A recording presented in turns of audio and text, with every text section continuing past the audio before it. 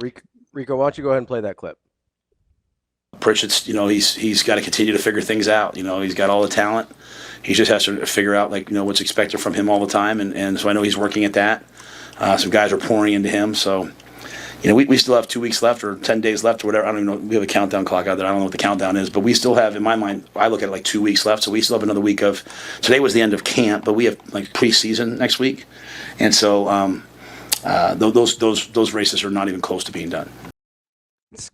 Another key part, right? We just talked about it in the open, and I didn't even put this together, but how you view what this week means. Yeah, if you're a player. And how important this week is to not – because it's the hardest. In my opinion, I'm not those guys. Sure. I'm just telling you with what I'd had to – the week before the opener, after camp, is by far and away the most difficult because you can't resign yourself to the writing being on the wall.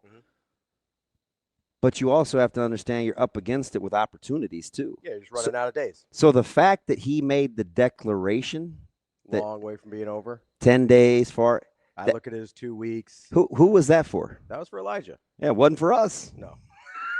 that was for Elijah. Be like, hey, you got a lot of time to get this right. Wasn't for us, right? But because let me ask you this. Go ahead. Elijah Pritchett, out of the tackles, the most talented? Yes. Not that close. Yeah. Right? Yeah.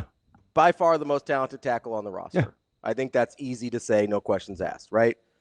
We're in a situation, and I saw that. I pointed that out after the open practice. I watched that guy. I was like, that guy can play. Really impressed with his improvement in pass protection. Was really impressed with his one-on-ones against guys I know are good defenders. That's a guy I know can play. You don't know what I would do? Since you asked me? Yeah. If it were me, should I even say this? This is just me. If it were me, I'd let Teddy swing. I'd put Pritchett at right tackle. I'd let Gottula play left tackle. Yeah. Today? Yep. Now, so let Pritchett let Pritchett and Teddy battle it out. But selfishly, if I didn't know Teddy and love Teddy, I'd just be like, it's fine, play him. But I want him to ease back into it. Sure. So don't take that as an indictment on his physical prowess, because that's certainly not the case. Because for him to be where he's at, competing for a starting job, I'm just telling you, I don't have the stones. So let me make sure I don't have the stones. Let me make sure I understand.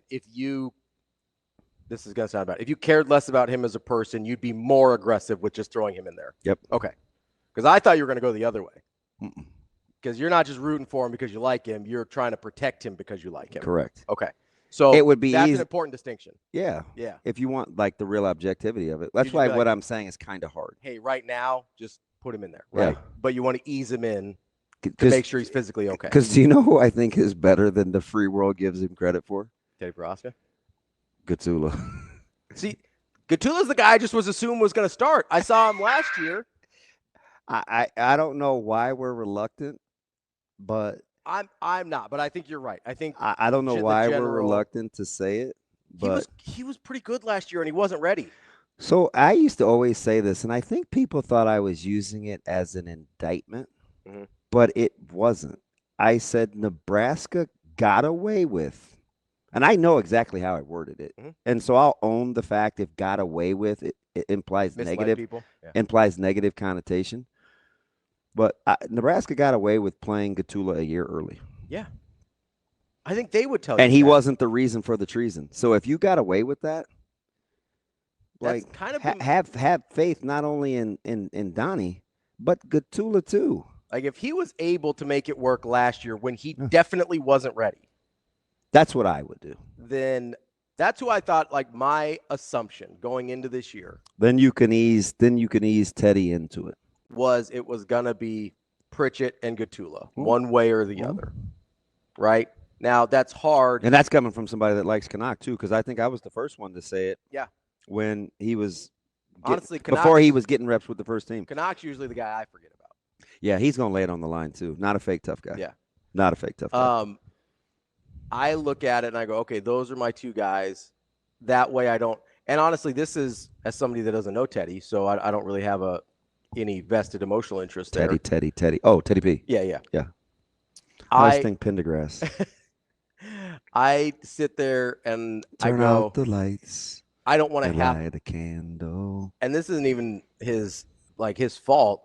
I don't want to have to rely on him considering his injury history, right? So that's where I sit with Teddy. I just want to see him function at a high level. I hope he does well. So I don't want to bubble wrap him because he punched me in the face for insinuating it. But I do not want him to have to rush. He looks good.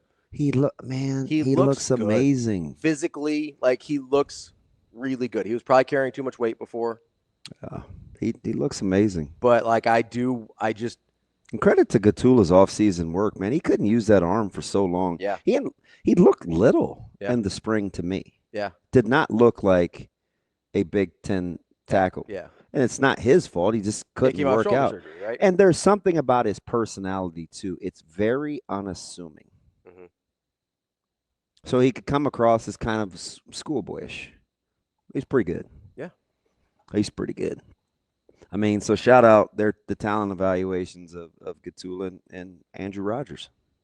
And the offensive line coaching of one Donovan Raiola, who I've been on for a minute. I wish you could have read the comments when Andrew had Gottula in his Super Six. Oh, I'm sure it was a mess. I'm sure it was a mess. Yeah. So while he's holding his little shorty, celebrating and being a daddy, he's probably back patting. His elbow ain't sore from rocking. His elbow is sore from back. No, so I mean, that's probably what I would do tomorrow. I also don't think they're blowing a ton of smoke about the backfield either. Yeah. I think if they continue to get guys. Did your ears perk up a little bit when he's talking about 2 back sets? Yeah. I mean, that's something we barely even talked about. I was like, is he blowing smoke? Dana, you blowing smoke? You messing with me? Because 2 backs doesn't have to be fullback running back type. No. I mean, running backs. Best wishes. I don't believe in luck. Best wishes defending some combination of Mackay, Emmett, and Mosey. I mean, like let's say you put this would be a weird one, but let's say you put Mackay and Mosey back there. You've got a guy that was a wide receiver until 15 minutes ago. One of those guys had the best run of the last 72 hours. And then you've got maybe the best run of the camp. Mackay, who and that's not hyperbole. Was the best runner. You said most electric. I think we're talking generally the same thing. You're talking about Mackay? Yeah.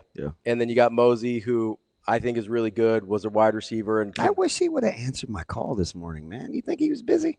He might have been doing something. I know he was. You know, Caleb didn't answer either. Maybe it's just me. Or maybe they were all busy. They're like, man, that guy sucks. And then Gage talked to me. Let's just think about, okay, so you got those 2 guys in there. Let's say you got Barney in there. Yeah. Let's say you got, like, what if Harburg is playing your tight end in that particular setup? Like, what are you gonna do as a defense? I don't know. You don't know. Let's say you don't. You don't like sugar free. It tastes like flavored water, which is really what Kool-Aid is. But let's say you don't want to drink the Kool-Aid, and you know that Nebraska scored 23 points a game last year. Right? What's your special teams worth to you in points production? Bare minimum. 4. Bare minimum 4? Okay, that's fine. It's your opinion. So I'm not. I was going to say 3. I would say field goal, extra point. So I'm going to call it 4. All right, that's fair. That puts you at 27, right? Yep. You're getting pretty good. You're getting a lot better at that point. What's an offense worth that has a finishing drive rate of better than 40% once you get on the plus side of the field? Nebraska was, I believe, if not the worst, bottom 3 in finishing drive rate once they crossed the plus side of the field. How many more points is that worth? How many more points is that worth? I mean, probably as many as the special teams. 3? 3, 4. Would you take 30 points a game offensively? Absolutely. Okay. We haven't even gotten to year 2 Raiola yet. You don't have to extrapolate much.